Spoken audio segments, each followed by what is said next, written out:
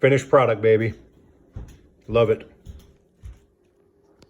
All right. Good evening from just south of Minneapolis, Minnesota on a dark and stormy night. Been thunderstorming a lot of the day.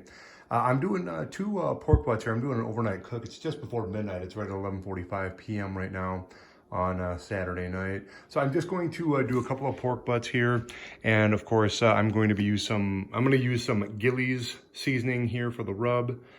This shit is great on everything. And yeah, I'm just using some yellow mustard here just as a binding agent, or, just to help the rub kind of stick a little bit more. So I just, put some on here. Some people put it all the way around, like on the bottom, the side, everything. I personally don't. I just usually put some on the top here of each pork butt here. And the reason for that, otherwise then you end up losing a bunch of it, before you end up getting to eat it or anything. So then, of course, once I shred the pork up and everything, then I usually add more that way. So that's usually good right there. And then what I do is I just take the rub here very simply and just coat each one pretty generously on the top here, mainly. And then I will get each one coated up here, and I've got the grill lit. We're gonna put them on the Primo here overnight, and I think I'm gonna go with cherry wood this time for the smoke. I haven't used cherry in a while. I think I'm kind of hickoryed out. So anyway, I will show you the grill here in a minute, and yeah, definitely stay tuned. All right, here we are. Got the Primo going, got the meat on, and yeah, it's a nice dark and stormy night, but that's not gonna stop me. Oh, oh, God, that is gonna be fabulous. Like I said, got cherry wood there for the smoke, and yeah, it's gonna be good. I think it's gonna be a win. Stay tuned. All right, next morning, 10:30. Yeah, so I am about to wrap the pork butts in the butcher paper. Yeah, hopefully you like my little homemade umbrella there, because it rained a bunch last night, and it got pretty windy. I didn't think it was going to get that windy, and I didn't think it was going to rain as hard as it did. But yeah, I just wrapped some foil up here and then used one of the kids' old jump ropes to tie it down, and it worked like a charm. And here's the meat. Oh, they are looking good.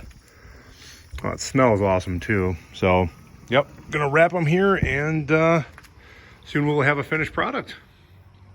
All right, so a few hours later, we have got the pork butts here. One of them, the internal temp is at like 202, the other at like 196, 197. So I'm gonna pull them off here. I am going to I'm gonna wrap them in, I personally like to put them in this pan, or a pan similar to this, cover them with foil, and then I put them in the bottom of a cooler, put a couple of towels over them to make them sweat or let them rest. I call making it sweat.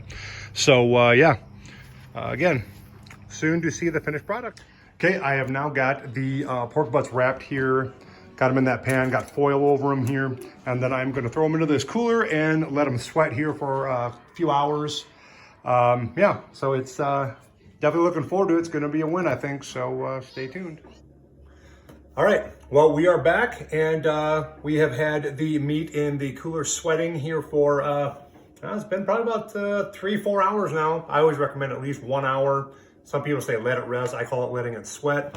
So it's just in the cooler, had a towel over it, then I also had a towel underneath it. Okay, and just put it in this pan with foil over it. Ooh, and it is still hot. Oh, my goodness, that's hot. All right, so I will just get this out of the way here, and let's just see how this looks. Okay, we are, oh, and it smells amazing as well. So what we are going to do here then, I'll just move the foil. So then what we're gonna do is I'm just gonna take one of these and move it into the, into this mixing bowl right here. So I'll take the small, I'll just do the smaller one quick here. So just take this here, and we will just up and over, right there. I'll do one at a time quick here. I won't do both of these. But also when you shred the pork up like this, you can use meat claws, you can use forks or whatever, but honestly, I think they're kind of overrated. To be brutally honest with you, when you have it nice and tender, the easiest way to shred this pork up, unless you have like one of those giant KitchenAid things, honestly, is just one of these right here, okay? Just put this right into the meat and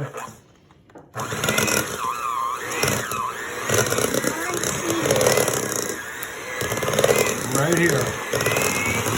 You can just shred it up just like this with a hand mixer. And look at the time that it saves you. Okay? That is how it's done very, very quickly.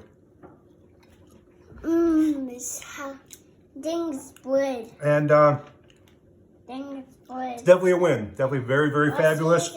Very moist. Hudson, be quiet, please. So yeah, it's fabulous. So anyway, you can take this pulled pork, you can put it on a bun, you can put it on bread. I personally love to put it on a tortilla with like onions, cheese, all that kind of stuff. You can use sriracha, you can use horseradish, pretty much whatever. So yeah, it's totally up to you. That's why I love pulled pork so much. It's very versatile.